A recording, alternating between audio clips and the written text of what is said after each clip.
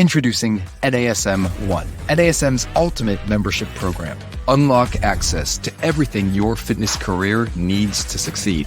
Unlimited CEUs, free courses, access to our premium app, and exclusive discounts, all for $35 a month. NASM 1 is best-in-class tools, cutting-edge certifications, confidence in your craft, and everything you do as a personal trainer made easy, so we can achieve our greatest goals together as one. You're listening to the Mindful Drinking Podcast with Derek Brown on the NASM Podcast Network.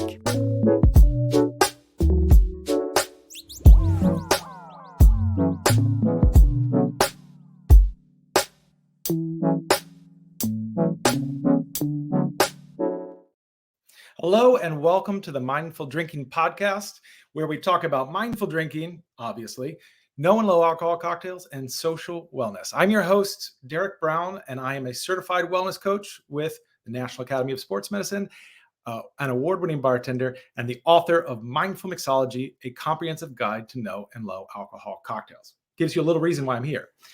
And today I want to talk about alcohol and society. But before we get to this, let me address the elephant in the room. When we are discussing mindful drinking, and we're talking about mindful drinking in the context of reduction of alcohol, or we're talking about not drinking, like non-alcoholic cocktails, some people might think that that means I am anti-alcohol, but that could not be further from the truth. For me, and put it in a pretty blunt way, I don't really care if you drink alcohol or not. I care about you, and I want you to make good choices for yourself. But whether or not you drink alcohol is really your business. What I want to do is share options and share information. And so today, when we talk about alcohol's relationships with society, we're going to share the fact that alcohol has really been an integral part of human societies and human culture for a very long time. In fact, it's there at our earliest endeavors when we're talking about the earliest religious celebrations, when we're talking about agriculture, where they still don't know what came first, beer or bread. Both of those are made in similar processes. It seems in some ways that unlikely that people would band together and do such an effort to create a loaf of bread, to be honest with you. But that's for the anthropologist, that's for the archaeologist. What today we want to talk about is more contemporary societies with a little bit of history thrown in, and talk about the fact that alcohol is still really important to culture. And when I say that, you might be thinking about, an alcohol in the sense of going to a bar and having a vodka and soda or something like that. And that seems to some degree devoid of culture. This is a big brand that you're buying. This is a bar that's full of people and not necessarily ritualistic in a certain way. But when we think about traditional beverages and we think about alcoholic drinks that have this lineage, this history, then we certainly want to make sure that we respect those traditions, that we understand those traditions. So let me go ahead and, with no further ado, introduce our guest, who is Cecilia Rios Murrieta. And she really does understand these traditions and cultures. In fact, Cecilia used to have a Mezcal brand herself and write on the topic of Mezcal, and even wrote a book on tequila. So I feel like she really grasped that.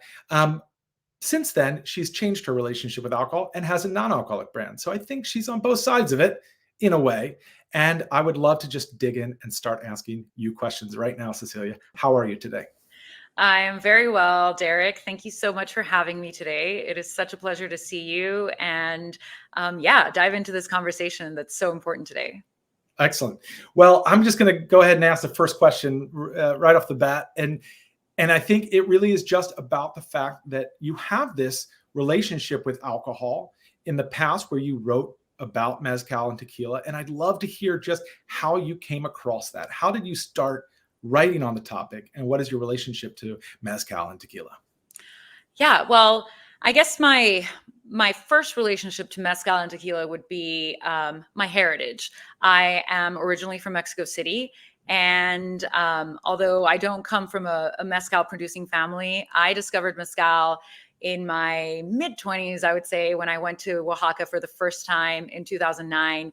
And for those of you who do know mezcal, it's something so intricate and woven into the part of the Mexican history. And like you said, I'm not an anthropologist, but it is kind of part of the founding of Mexico, the way that this beverage started to be produced, and I just fell in love. I fell in love with mezcal. I fell in love with Oaxaca. I fell in love with the people that were making this amazing beverage, and I just wanted to share that with people. And so it simply started with me just bringing bottles back to Mexico City, sharing that with my friends and family, talking about mezcal, learning more about the stories behind these productions, and sharing that. And all of a sudden, I started writing a blog. I became a writer of these stories, and somebody coined the term "La Niña del Mezcal" from me telling these stories, and then that became my first brand. I went back and I started just my own production, bottled this mezcal, brought it to the US, started sharing that with people here, and it's been an amazing journey. I mean, like you said, I'm not adverse to alcohol. Like, I love alcohol. It's been a big part of my life, and I know there's a lot of people who enjoy it, and I enjoyed it.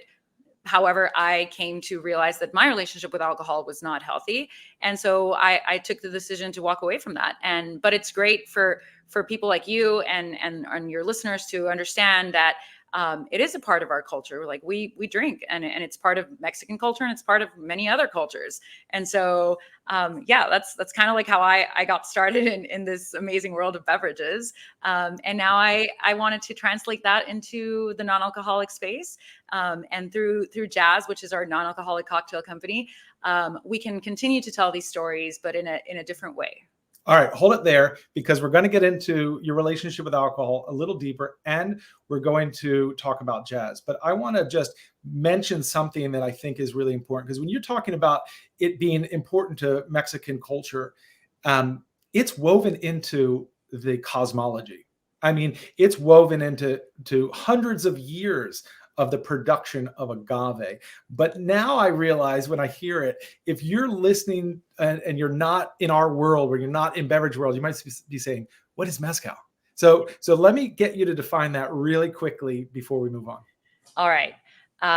Years of doing this. Mezcal is an agave spirit. It is recognized as a denomination of origin, which means that you can only make mezcal in certain regions of Mexico from the plants that grow in that region. And so it's a cousin of tequila, or like some people say, like, all tequila is mezcal, but not all mezcal is tequila. So it's made from agave, but it's made from different varietals of agave. And the really great thing about mezcal is that it is still produced in the same way that it was produced 400 years ago. And so you'll find in these small towns of Mexico, these rural areas, that people are making mezcal in literally their backyard, which is amazing. And even though it's made in such artisanal ways, it is still one of the most sophisticated spirits in the world. So that's mezcal. That's unbelievable. Yeah. And I've been lucky to be able to travel to areas of mezcal production. And in some areas, it's even called by different names. As you were pointing out, tequila is a kind of mezcal, sort of what cognac is to brandy, if people know that relationship. And I went to Guadalajara, and they had raicilla, which is like mezcal, and these small, what they call tabernas, or houses of production, that are really just farmers that have been doing this for hundreds of years. And it's really delightful to come across that and see how they consume it. And a big part of that is that they have it with food. And so I wanted to pick your brain about that a little bit before we move on. What do you see as mezcal and tequila's relationship to food? Yeah, I love that you talked about raicilla and how it's basically another mezcal, but just made and called differently in a different region. The same can be said for Bacanora, which is another mezcal that's made in Sonora. And so so when you think about the food relationship to these beverages, it's really great to think about how, for example, Mexican cuisine can be so different in all of these regions, right? And that's one of the things I loved about mezcal so much was this denomination of origin, but also its regionality. When you're in Oaxaca, you're drinking mezcal next to mole dishes, and mole, if you don't know, is made with, could be 40, could be 100 different spices. But one of the main moles in Oaxaca is made with chocolate. And so those notes just pair so beautifully with the mezcals from Oaxaca, which are smoky, they're earthy. They have these nice natural black and red pepper spices and cinnamon notes. And so if you go to tequila, you'll find it paired with a regional food there, in the region of Jalisco. And when I was in Sonora, when we were making bacanora, we were drinking bacanora there with the food there, with the carne asada just coming out from the grill, and those herbal, very green notes of the bacanora just paired so beautifully there with the carne asada and the tortillas de harina that were just being handmade in front of me. And so yeah, there is this connection with the gastronomy, with the local foods in Mexico that is very tied to the beverages that are being made there. And I made the mistake of skipping lunch for a smoothie. So right now my stomach is just turning with interest in that, in all of those dishes. So, but I'll get through it. And I want to move on to a slightly different angle, because I know that you had mentioned this already, and it's part of my story too, is that you changed your relationship to alcohol. Obviously, you were part of this sort of beverage world, just like I was. And it can be a little bit, sometimes a little bit, not dangerous. I guess dangerous is part of it, but it can kind of suck you into, believing that alcohol is something that you could just consume all the time and drink every night. And 5 or 6 drinks is no problem. But I'd love to hear more about your particular relationship to alcohol and how you changed it. Absolutely. This is something that I like to be very vocal about, how my relationship with alcohol changed. And the way that I think about it is, I had a great run. I loved my journey into the world of mezcal, into the world of spirits, just meeting people like you, people who were involved in wine production, whiskey, all like traveling all over the world, learning about different processes. And it was great. But I did have to realize, I came to a point in my life where I became very self-aware of my personal relationship with alcohol, and how it had never started. My first time drinking didn't even start well. Like, I think I blacked out the first time I drank, and I was about 16 years old, which is terrible. But I have a genetic predisposition to not process alcohol well. And so even though I made a very successful career in the liquor industry throughout that, and I think that was one of the things that probably, helped to create a better relationship with alcohol, was being in the liquor industry. I personally could just not tolerate alcohol. Like, I would go through periods of time when I would be sober, and I would have a great time. I would still go out, meet customers, meet people in the industry. And then something would happen. It was New Year's Eve, and I had a glass of champagne, and then I would go back into the same routine. And I just didn't feel good anymore. It wasn't making me happy. I was not liking the way I was feeling the next day. I wasn't liking the way that some of the decisions that I made while I was drinking. And I realized that I could not moderate. And that for me was a big decision to, big moment of acceptance of like, okay, I've tried this. It doesn't work for me. I think I just need to go off it. And so, it was easy because I recognized and cherished the time that I did spend drinking, and I feel like I had a good time. And so I wanted to just change that and live in a different way. Great. Well, you are listening to the Mindful Drinking Podcast, and we are talking about alcohol's relationship to society with Cecilia Rios Murrieta. And we're getting into tequila, mezcal, and sometimes how too much tequila and mezcal can go the wrong way. So let's get right back to that. Cecilia, you were sharing that your relationship to alcohol changed, and you're sharing that it just wasn't for you, which I think is obviously a very wise decision. And I think that each one of us has our individual relationship with alcohol. When we say that alcohol is important to culture and society, I don't think what we're saying is that means everybody has to drink. Come on, people, start drinking more so we can, save culture and society. What we're saying is that there is a space for celebration and connection that is around alcohol. But sometimes there's people like you and me, or people who don't drink, or drink intermittently, and for whatever reason they're not drinking that night, that they want something different. And we have seen the birth of an incredible non-alcoholic movement, if you will, mindful drinking movement, where people are starting to use products that are delicious alternatives to alcohol. Sometimes they are like alcohol in the sense that they mimic some of the flavors, and sometimes they're totally different. Now, you created a beverage I want to get into, and a company called Jazz. And it's let me give a word to the audience right now. RTD. That means ready to drink. So it's something that is already in a can, but that doesn't mean that it's low quality. In fact, for Cecilia, it's a very high quality product. And I'm particularly interested in the Paloma that you created, which is obviously a traditional cocktail. So would you tell us more about Jazz and maybe get into the Paloma a little bit? Yes. So Jazz, like you said, for us, it was very important to maintain that quality and maintain that same essence of the experience that you find in traditional cocktails, the traditional cocktail experience. And so for the Paloma Libre, we took our inspiration on creating a recipe that was very reminiscent of those Oaxacan mezcals that I encountered and that I curated in La Niña del Mezcal.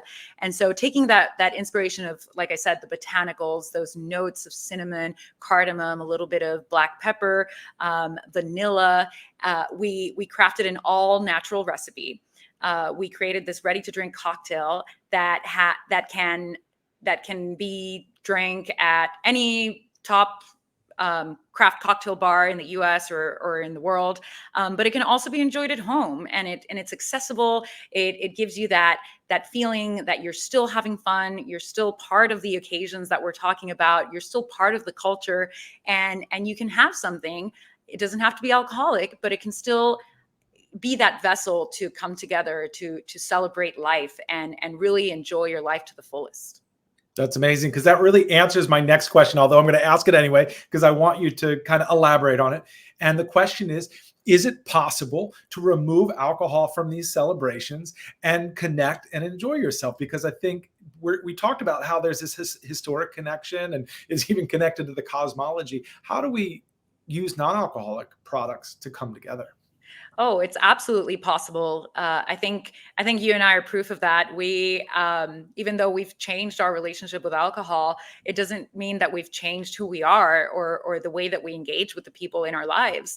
I think it's definitely, we have grown into a culture of just embracing alcohol in every occasion.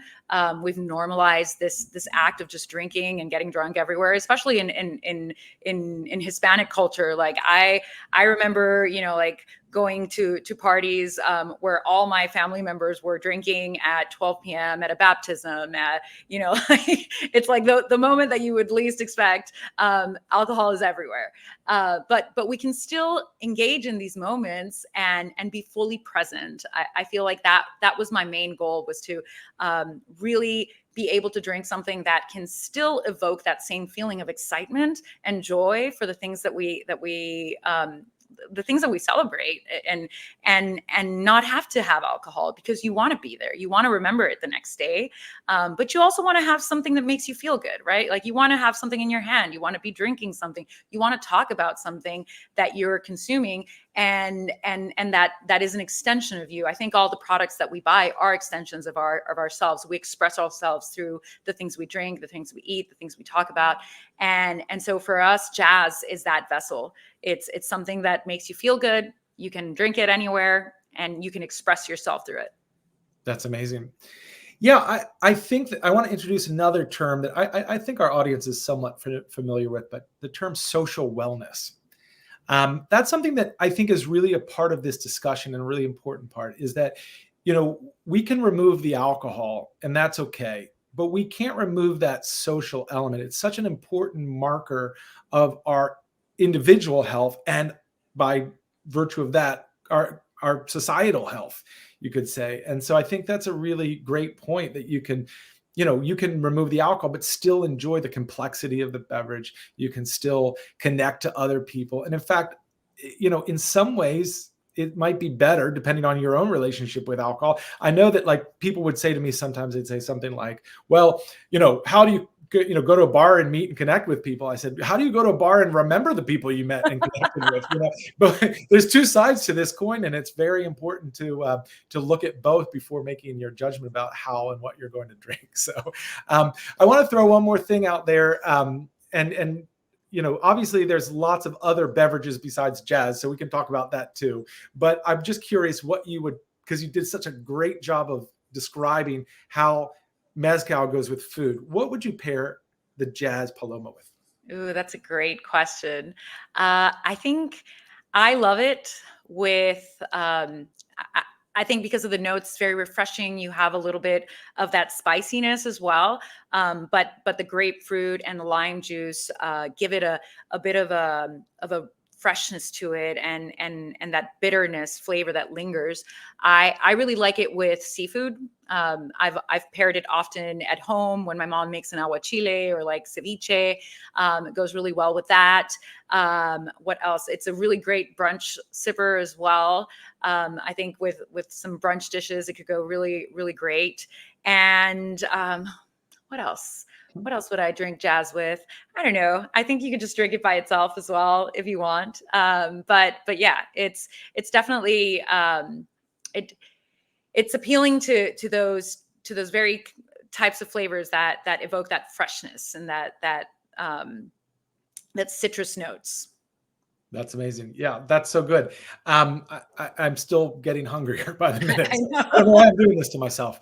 But so listen, in a way, not in a way, we're absolutely saying you can enjoy yourself without alcohol. You can even do some of the things that alcohol normally does, like the pairings, right? I think another traditional beverages for a lot of societies, for a lot of cultures, is wine, especially European cultures, but throughout the world, Africa, South America, even in Asia and China, there's wines made everywhere, and they're integrated with culture. And sometimes they have what you talked about, these sort of denomination of origin. So I think that's a really cool term. So let's talk about that for a second. There's this idea that a specific beverage can come from a specific place. Can you talk about that in a broader sense? Of course.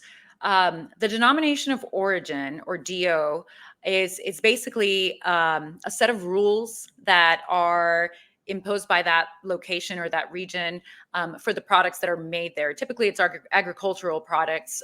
It could be food, it could be cheeses, and definitely a lot of beverages, like you mentioned, cognac, champagne, and the whole purpose behind the denomination of origin is to offer that protection to the people who in some way invented these processes, but also to the things and the elements that impart flavor into the beverages. For example, the terroir. The terroir is just like all these qualities that exist in the land where these products, the whatever product is being transformed into the beverage. Right. Like wines are made out of grapes. You have these grapes that are grown in a specific terroir that will have that denomination of origin. And so, for example, mezcal. Going back to mezcal, the terroir for mezcal will be different in the regions, right? Like Oaxaca is it's like valleys and some mountainous regions. But if you go to Sonora, the terroir there is going to change drastically because you have a desert. And so the flavor of that agave that will be transformed into mezcal will change, and you'll have completely different expressions, even though the varietal could be the same. It could be agave espadín or angustifolia just grown in Sonora versus the Oaxaca one, and the flavor is going to be completely different. And so I think that's a great, beautiful thing about the terroir and denomination of origins. Yeah, that's really beautiful. And I know we're getting nerdy here, folks, but terroir is such an interesting concept because you already know this concept. If you ever been to, let's say you took a vacation in Greece and you enjoyed ouzo there, because no offense to Greek people, it's hard to enjoy ouzo other places. But when you go to Greece and you have ouzo and you have it with the food and in that environment, it makes perfect sense. It's really nice. And so that's part of the terroir, that connection. It's a little bit of the microclimate, the microgeography, that specific geography, that specific climate, and traditional methods of production. So the way that they make it, that belongs to people. People created those methods. So I think that's part of it. So this is what I wanted to get into a little bit. Parmesan cheese. Okay. Follow me for a second. If you're an American and you grew up with Parmesan cheese, you believe it comes from a green cylinder, and that it has a yellow top. I think I remember yellow top, and that you shake it onto your pasta, and it's like this flakes of salty goodness. And what does it taste like? It just tastes like Parmesan cheese. That's it. I don't know how else to describe the flavor. However, if you've been to the region Parma Reggiano in Italy, where they produce real Parmesan cheese, it is very different than the Parmesan that we sprinkle on our spaghetti and meatballs. So that Parmesan is actually a DO, as you described, a denomination of origin, along with Mezcal. And one of the fears is that the people who are creating non-alcoholic products, and some of them are creating products like a non-alcoholic gin or a non-alcoholic vodka or non-alcoholic bourbon, right? And the question is, will they ever actually be able to replicate the flavor? But also, is it fair to use the terminology that they're using? And so we talked about this before, so I'd love to hear more about your opinion on that. Yeah, I see. We're going into controversial area here. Yes.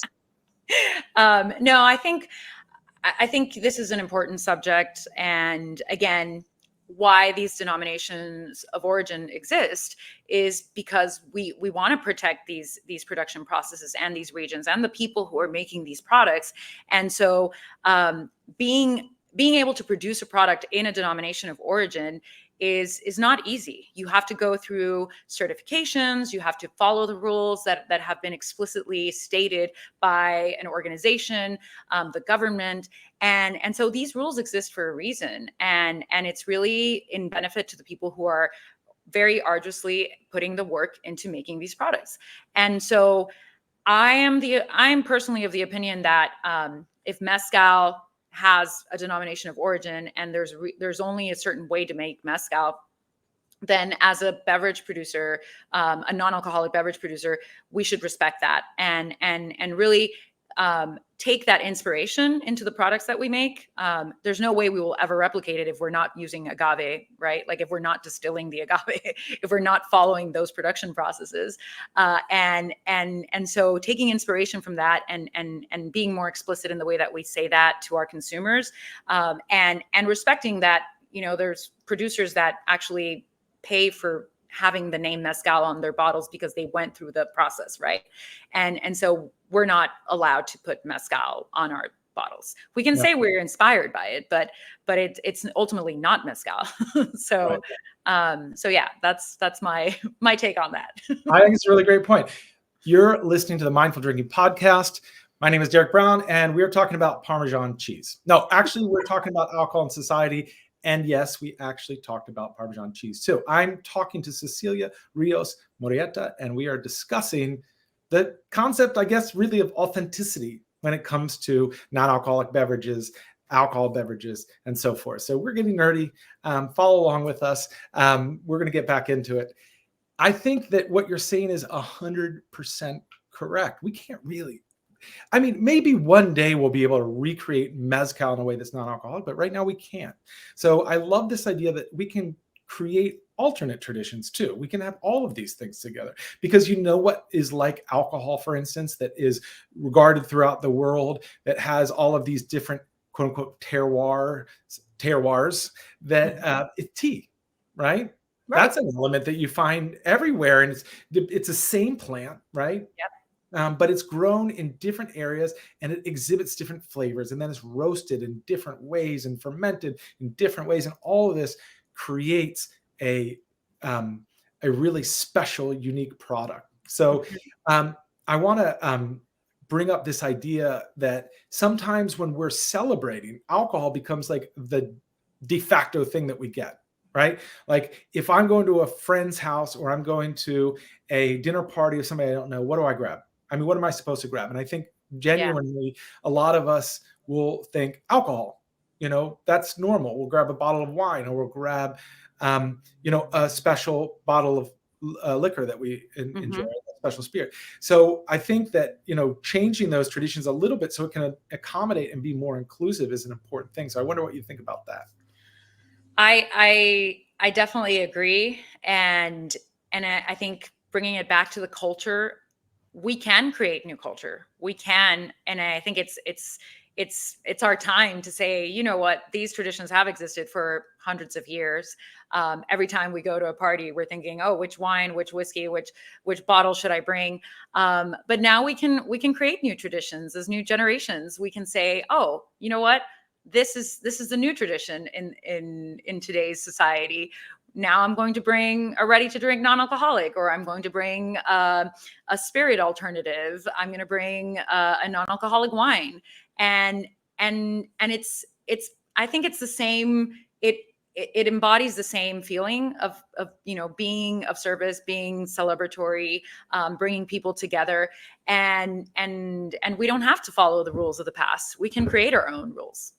That's right. I love that, this idea that basically, instead of just blindly following tradition, we're standing on tradition. We recognize that it's an important and valuable part of our past, but we can innovate and change things. In fact, that's what we do as humans. We're always doing that. I'm glad we're doing that, because otherwise there would be so many things that we are lacking in our society that are so important to us now.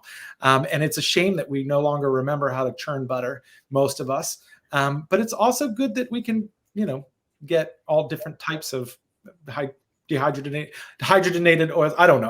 I'm going to go into a weird territory, so I'm going to actually just swipe past on that and say that what are some of your favorite non-alcoholic products that are new? Mine? Okay. I think beer is one of my ultimate favorites. I love getting a beer when I go out to dinner with my friends. Again, talking about traditions, I love happy hour. I look forward to my Friday happy hours with my coworkers, who will, now that I'm no longer working full time in a corporate job, but I will still honor happy hour with them. And so everywhere we go, my friends will make sure that there's at least one non-alcoholic beer being served. And so beer is definitely one of my favorites. I don't know if you want me to mention brands, but I'm a big fan of the Heineken Zero. Like, they're such great promoters of the category. And I can recall, like, one time I was in Mexico City at a light stop and they were just handing them out. And I was like, this is the best marketing strategy ever, because it's non-alcoholic. They can just give it to people on the street, and they're just like making a name for the category, like zero beer. And I'm also a big fan of Athletic Brewing. When I went to Darden, I discovered them for the first time, and in Charlottesville, and I love their beers. I love their innovative pipeline, the way they just come out with new flavors and test them out. Great company. And then wines. I also enjoy a non-alcoholic wine every now and then. Love the German zero wines that are coming out, and usually just get whatever my local Whole Foods has stocked that is new. The other day I saw Tsingtao beer is here, and I love them. Yeah. All of these larger companies are producing sort of proxy or alternative products, which is really cool and interesting. It brings up a lot of questions too. But I would say that I agree with you. I have like two non-alcoholic beers every night before I go to bed. It's become my ritual instead of it's so relaxing. The hops is just like, oh, I love it. It actually, there are studies that suggest that it improves gut health. And also that it, for people who are heavy drinkers like us, that it does still, kick in our essentially our reward system, so that it releases dopamine and we feel just a little bit better, but not too much better. So I love that. And also the non-alcoholic wines, these are really good. And you mentioned the German production, and that's where we really see some of the best non-alcoholic wines, definitely like Cologne Null and Lights and Yes, that's a good one. various non-alcoholic producers. I guess it was originally these are de-alcoholized wines, so they make the wine in sometimes a traditional fashion, Mhm. and then they remove the alcohol from a process that was actually invented in Germany by Carl Jung, but not that Carl Jung, right? Well, A that makes different sense Carl now Jung. why they're so good. This Carl Jung was not the psychoanalyst, but his name was that regardless. So, so I think, what we're saying is that there's a lot of great alternatives, that we don't want to get rid of alcohol in society. We don't want to point our fingers and wag our fingers at farmers in Mexico and say you shouldn't produce alcohol, because of course they should. That's part of, they've been doing it for hundreds of years. But we can also evolve our own traditions based on our personal need. Some of us can drink alcohol. Some of us don't want to drink alcohol, and some of us don't want to drink alcohol in that moment, which is totally fair. So with that said, I really only have one more question that I want to ask you.